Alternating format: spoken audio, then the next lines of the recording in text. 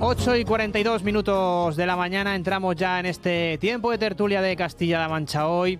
Hoy tenemos una invitada especial, es Belén Guirao, es portavoz nacional de RUGE, de la Organización de Jóvenes UGTistas de UGT. ¿Qué tal? Muy buenos días. Hola, buenos días. Gracias por estar aquí. A vosotros. Hoy es el Día Internacional de la Juventud. Enseguida te voy a preguntar por ese informe que habéis hecho en el sindicato, pero antes voy a presentar a dos habituales de las tertulias. Alberto Morlanes, ¿qué tal? Muy buenas, director del Español Digital de Castilla-La Mancha. Muy buenos días, Rubén. ¿Qué tal? ¿Estamos bien? Estupendamente, disfrutando del verano. Muy bien. Humberto del Horno, delegado de Europa Press en Castilla-La Mancha. Humberto, ¿qué tal? Muy buenos días.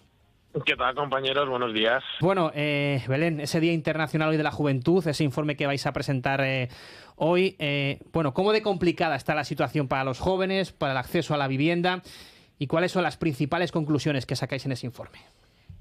Sí, bueno, yo creo que no pillará a nadie de sorpresa decir que en los últimos años las posibilidades de emancipación de las personas jóvenes se han visto fuertemente condicionadas como consecuencia del aumento desorbitado de los precios de la vivienda. Al final, la burbuja de precios, sobre todo en grandes ciudades, ha provocado que la mayor parte de los jóvenes tengamos que destinar prácticamente nuestro salario casi por completo al pago del alquiler.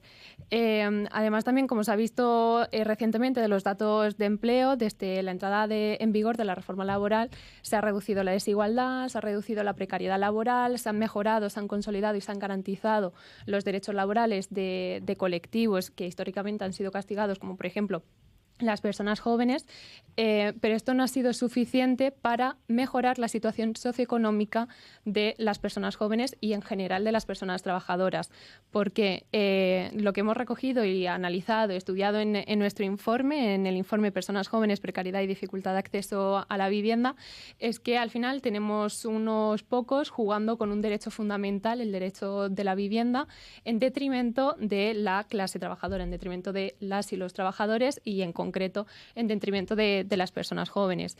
Esto al final, ¿qué ha hecho? Pues que en España tengamos una edad de emancipación de 30,4 años, según Eurostat, casi 4 años por encima de la edad de emancipación de la media europea, y que actualmente tan solo 14,8% de las personas jóvenes en España estén emancipadas, y esta es la peor cifra desde 2006.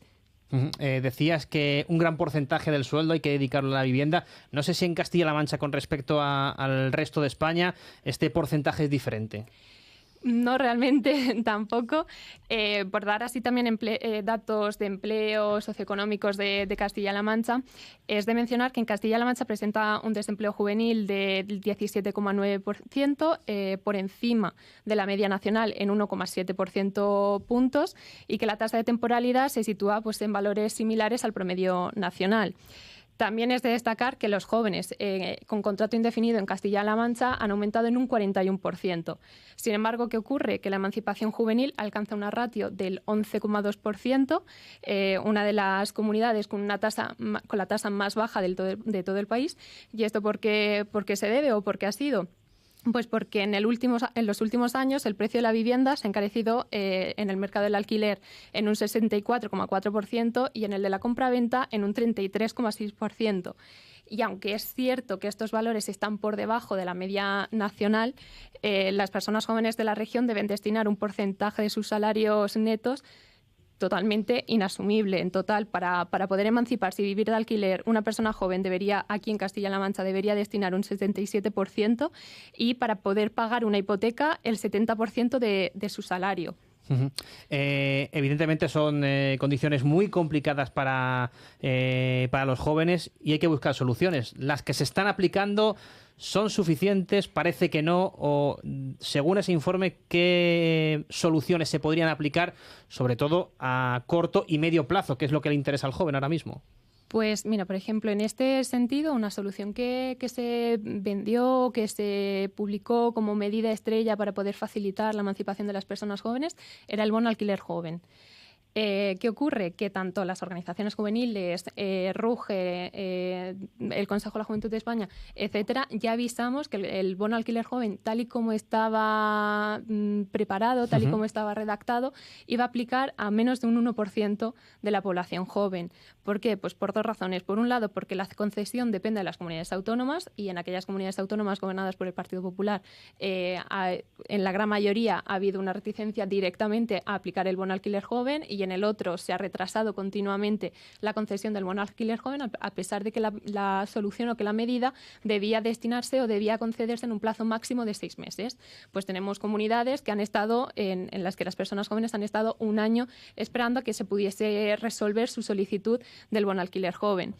En concreto, en el caso de Castilla-La Mancha, tenemos 416.000 jóvenes de entre 18 y 35 años y de estos solo 10.888 han solicitado el bono alquiler joven.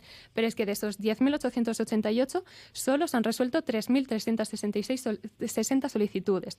Es decir, que una solución que se presentó como medida estrella, como la solución a todos los problemas de la emancipación juvenil, en el caso de la población joven de Castilla-La Mancha, solo ha beneficiado al 0,8%. La vivienda pública seguramente sea otra de las soluciones. No sé si Castilla-La Mancha aprueba o suspende.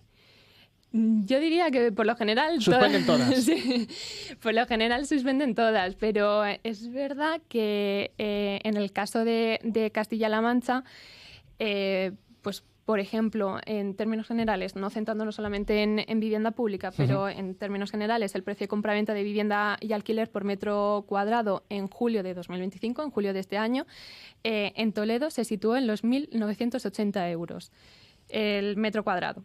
Por lo que una vivienda media, una vivienda de unos 60 metros cuadrados, supondría unos 118.000 euros la hipoteca, y el alquiler de este mismo piso a 11 euros el metro cuadrado, pues unos 660 euros. Entonces, el mercado privado no es la solución, no es posible, es inadmisible para el conjunto de la clase trabajadora si no aplicamos y si no invertimos, si no apostamos por la vivienda pública, tomando como referencia modelos como el de Viena, tomando como referencia otros modelos también de vivienda social en las que la titularidad es municipal, es pública y al final pues todo acaba en un círculo, en una economía circular en el caso de la vivienda. Si no tomamos como referencia estos modelos, el mercado privado nunca va a ser la solución. La ley de vivienda, el gobierno está intentando impulsarla. Hay muchas comunidades que de momento no quieren aplicarla. Castilla-La Mancha de momento es una de ellas que de momento no quiere aplicar esas zonas tensionadas. ¿Creéis que es la solución? ¿Creéis que tiene que implantar mejoras? ¿Que no es suficiente de momento? ¿Que habría que obligar incluso a las comunidades a intentar implementarlas de una manera más drástica en ciertas zonas? Pues la ley de vivienda, la ley de vivienda estatal sí que podría ayudar o sí que podría resolver ciertos problemas que se han quedado estancados ya en el mercado de la vivienda, pero sí que es verdad que son necesarios otras soluciones y, bueno, en primer lugar es necesario la voluntad política de querer aplicar esa ley, porque en aquellas zonas en donde se está aplicando, por ejemplo en Cataluña ya lo hemos visto, está bajando el precio de los alquileres, se están regulando las zonas tensionadas, etcétera. Entonces, la ley de vivienda sí que podría, en cierto modo, desaflojar toda esta presión que tenemos en el mercado privado de la vivienda, pero además son necesarios otros que deben poner el foco fundamentalmente en las plataformas de pisos de alquiler turísticos, en Airbnb, en plataformas de alquiler turístico, que al final lo que está haciendo es echar a los vecinos y a las vecinas de sus barrios, de los núcleos urbanos y concentrarlo todo, haciendo también esto que suba en consecuencia la demanda.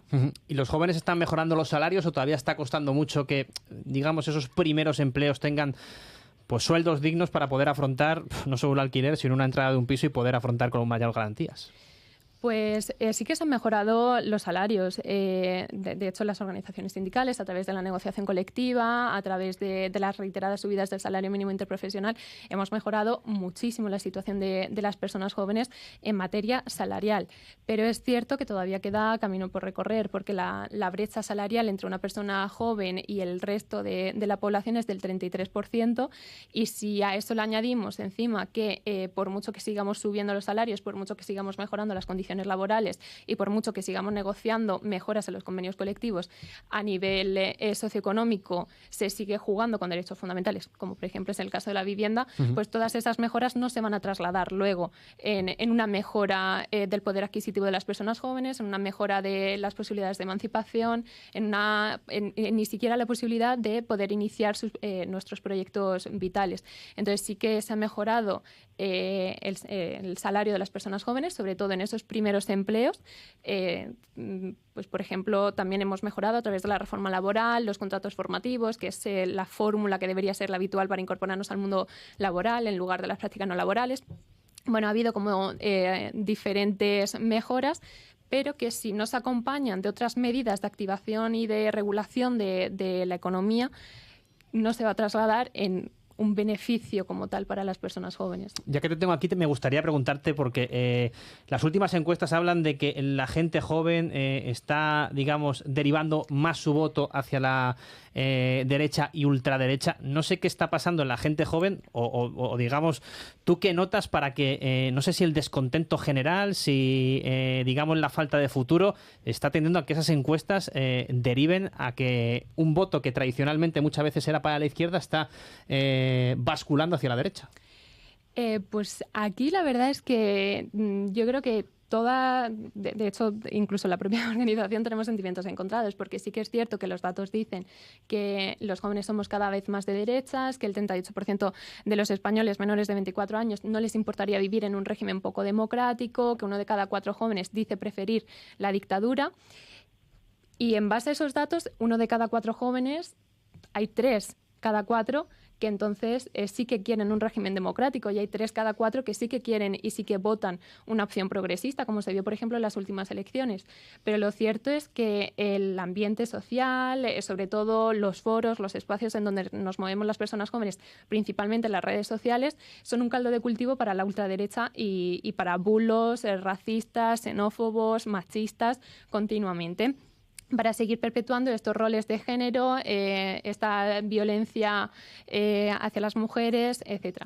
Entonces, yo creo que el principal problema es la falta de conocimiento y la falta de formación e información que tenemos la sociedad hoy en día, ya no solo las personas jóvenes, yo creo que en general todo el conjunto social que tenemos sobre nuestros derechos. Al final, pues salimos la generación más formada de la historia, pero que no sabe leer una nómina. Hablamos 2 idiomas, tenemos una carrera, 2 másteres, pero no sabemos la diferencia entre salario bruto y neto, porque nunca nadie nos lo ha explicado, porque nunca nadie nos ha dicho qué opciones tenemos para poder defender nuestros derechos, y porque nunca nadie a lo largo de toda nuestra etapa educativa y formativa nos ha explicado cómo se han ganado esos derechos y cómo tenemos que seguir defendiéndolos. Entonces, creo que en el momento en el que rascas un poquito entre esas personas que dicen preferir la dictadura, enseguida se ve que realmente lo único que tienen es pues un desconocimiento, y que al final hay gente, pues Yados, el Chocas, el tal, pues están los típicos youtubers y streamers que tienen un bulo y un discurso muy fácil de comprar.